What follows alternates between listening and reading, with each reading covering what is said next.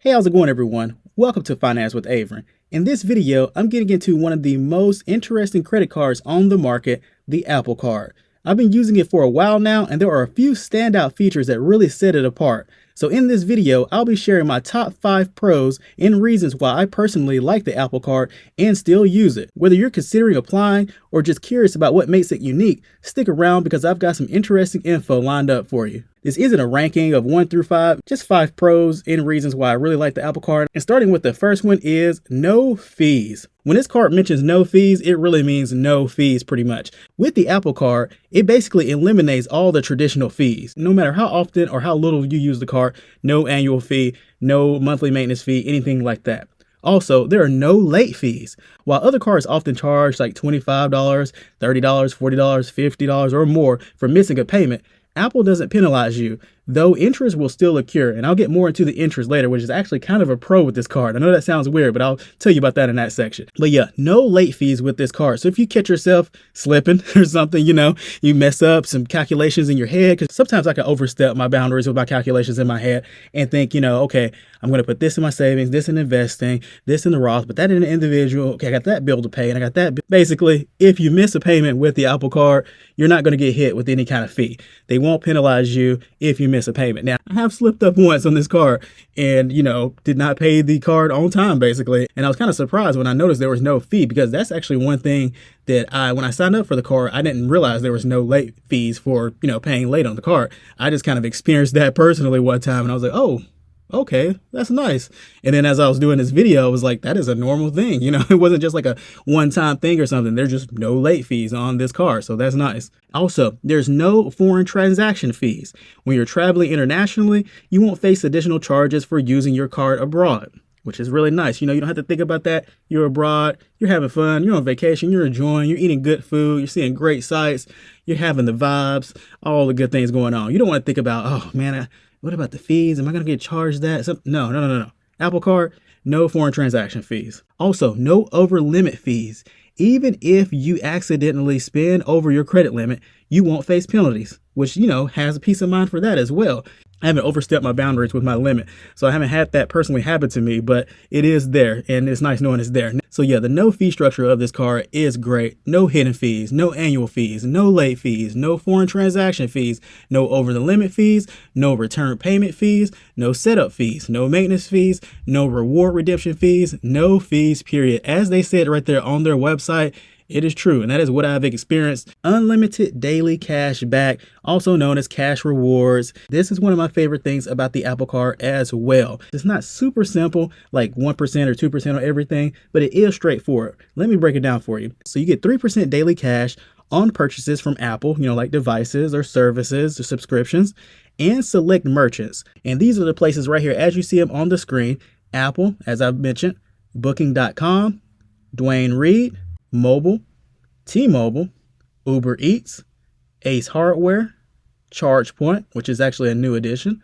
Exxon, Nike, Uber, and Walgreens. But they also recently took one away. They took away Panera. It's not going to be getting the 3% cash back anymore. It'll get the 2% if you use Apple Pay there. So they make changes to this not frequently and not that often, which is, I guess, it could be a good thing or a bad thing, depending on how you look at it. Bad part of it is they don't add a lot of new 3% places to this list. Pro side of it is that they don't really take away places that often as well. Now, that's the 3% cashback section. You can also get 2% daily cashback everywhere when you use your Apple Card with Apple Pay.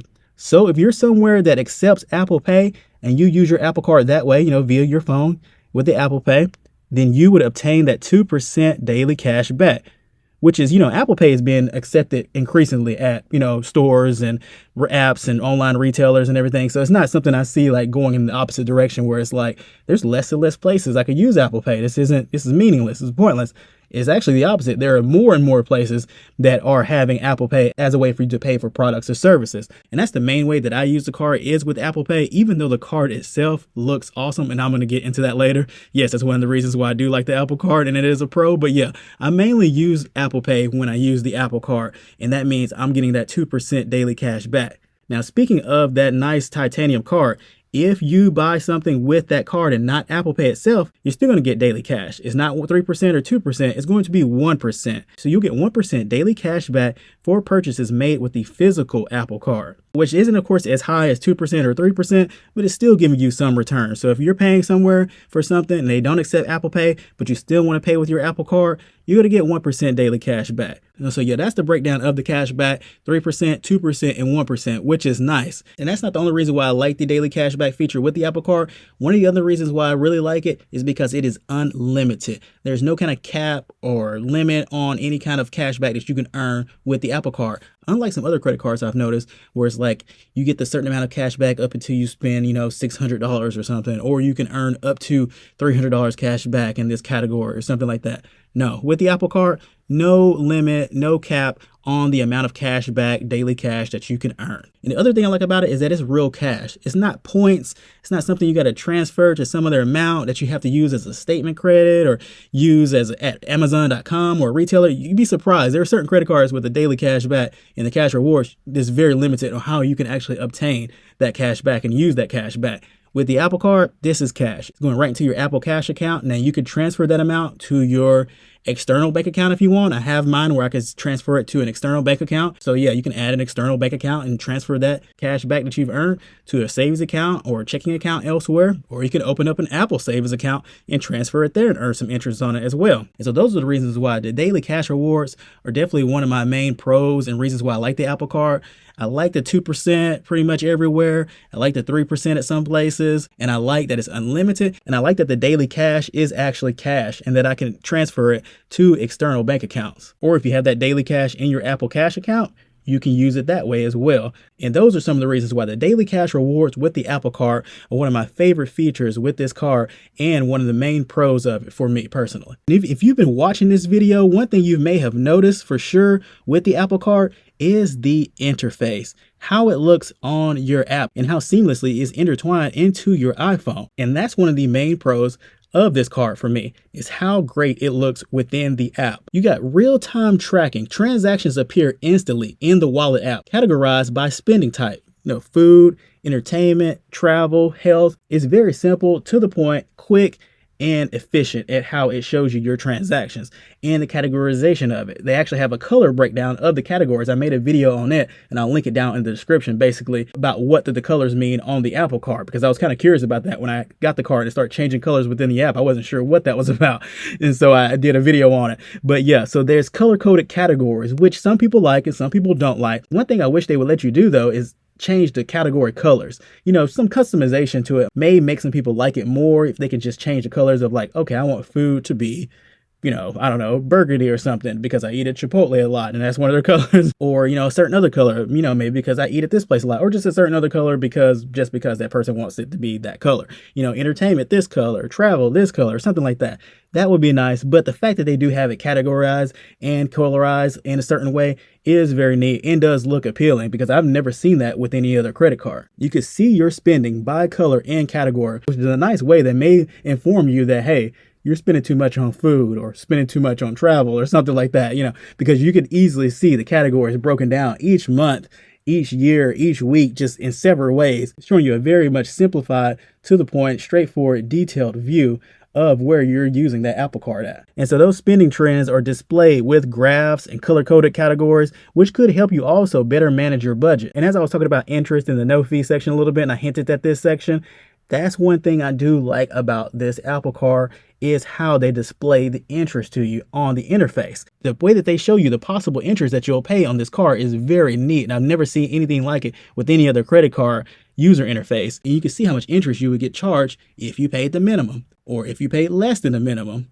or if you pay more than the minimum, but not the full statement balance amount. You can see the interest go down, and you can see right there in real time how much you're going to pay on the card versus how much interest you're going to get hit with. And then, of course, if you pay more than the statement amount, you're not going to get hit with any interest. So you'll see no interest charges. I played with this section before, even knowing that I'm going to pay the full balance amount, just to see like, how much would it be if I only paid this amount? Or what if I paid this amount? And just seeing that interest amount change ever so slightly or ever so quickly, either down or up, depending on which way you're going with that payment. But it's very neat in the interface, the way they have that intertwined. It's seamless. looks great, and I've never seen anything like it. It could definitely help some people with the understanding of paying on a credit card the minimum amount or the full balance amount or less than the full balance amount or more than the full balance amount versus how much interest you would get charged. Some people get hit with the interest trap when they just pay the minimum every month and then they see the interest charge the next month on the bill, and it just becomes kind of a natural, normal thing, maybe, I feel like. That's why some people may get stuck with the credit card debt. However, with the Apple Card, you see it before that next statement even hits. You can see like, okay, if I pay this amount on my card balance, this is how much interest I'm going to get charged and how much is going to show up on that statement next month. You don't have to wait until the next statement comes out to see that interest. They're going to show you firsthand right there how much interest you're going to get charged, depending on how much you're paying on the actual bill for your card balance. And so doing this, the app encourages people to use their credit responsibly because it's showing you firsthand the benefit of paying more of your balance each month. And that transparency is definitely a helpful tool for users who want to avoid unnecessary interest charges. And one of the other major pros of the Apple Card and reasons why I like it and continue to use it is the privacy and security of it. As you see it on the screen, they state your card, your info, your business. With the Apple Card, there's no card number on the physical card. So that titanium card displays only your name, which leaves out the card number, expiration date, and that security code, also known as the CVV, which makes it harder for anyone to steal your details. Also, they have dynamic card numbers, where each transaction generates a unique card number, which further protects you from fraud. And also there's advanced security technologies that they have incorporated with the Apple Card, like Face ID and Touch ID, which if you have an iPhone, you're definitely familiar with that process. So the Apple Card with Apple Pay is designed to make sure that you're the only one who can use it. And another great thing about the Apple Card is that Apple doesn't sell your data to third parties for marketing or advertising, whereas some other companies have that going on unless you opt out from it. They don't really put it in your face like, hey, you need to opt out from this or else we're going to keep doing this. It's just kind of sometimes hidden. So it is nice to know with Apple that they take your data and info seriously and privately. And now I mentioned in the privacy and security section that one of the pros is not having your card number printed on your actual physical card. Well, the next pro and one of the things I really like about the Apple Card is the actual physical Apple Card itself. Goodbye plastic, hello titanium. This card looks awesome. And I know it's kind of odd to say a credit card looks awesome. Usually it's just a piece of plastic, in your wallet somewhere. Sometimes it's a little bit harder plastic and it feels a little bit more nicer, than others. Some of them are kind of flimsy and it feels a little cheaper or something. The Apple Card feels premium, feels exclusive, feels limited. It's a nice card. And I did an unboxing of it. I'll link it down in the description. But yes, this is a titanium card with laser etching, clean style. What do you expect from Apple? You see the iPhone, you see the MacBooks. This card fits right in with the design of those actual products that they make. It's currently the only credit card made of titanium, which is a sustainable metal known for its beauty and durability, they say. And of course, when you use the card physically, you're still going to get that 1% daily cash back. However, you won't get that 2% or 3% daily cash back if you use it at a specific retailer. The con with the physical card is that you can't get as much cash back with it when you use it versus using Apple Pay. The Apple Card is a card I actually don't take around with me personally that much because, you get less cash back with it, but it is a very nice looking card. For apps or websites that don't take Apple Pay yet, you can still use basically your physical card somewhat. You're just going to enter your virtual card number that's stored securely in your wallet app. So you can still use the card even at places that don't have Apple Pay. You just have to open up the wallet app within your iPhone. Of course, you go through the Face ID and everything like that to obtain your virtual card number. So yeah, that physical Apple Card crafted with that titanium and laser etching definitely sets it apart from the typical plastic credit cards out there. And that minimalist design with no visible numbers, only your name etched on the surface, the Apple logo, MasterCard logo, and Goldman Sachs just looks very sharp, very clean, very sophisticated. And that durability of it is nice. Has a premium touch and feel to it and weight. All right, those are my top 5 pros and reasons why I like the Apple Card. It's definitely a unique option, especially if you're already in the Apple ecosystem or love the simple, no hassle rewards and fee structure of the card and the usability and interface. Do you have an Apple Card or considering getting one? Let me know down in the comments your experience with it or what attracts you to it. If you found this video helpful, don't forget to like the video, subscribe to the channel if you're not already. Thanks for watching the video. Hope you enjoyed it. Take care.